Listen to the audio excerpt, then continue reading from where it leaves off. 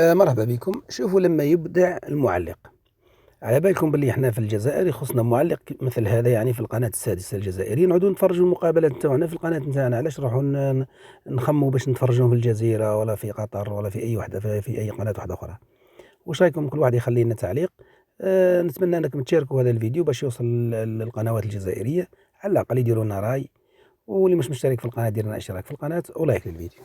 وهذا يقول في الخلف في الخلف في الخلف، وكرتي والناس عالية خطيرة رأسية الإبعاد والاستلام والكرة.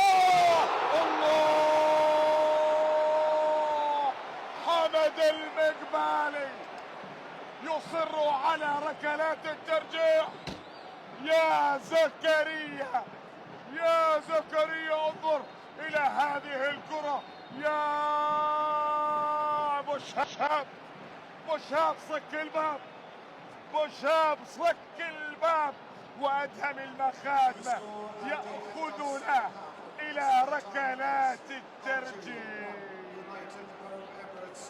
حكاية مثيرة كانت نهايتها، والآن إلى الزميل خالد جاسم وآراء محللي المجلس في من سوف يعبر بركلات الترجيح. خالد تفضل.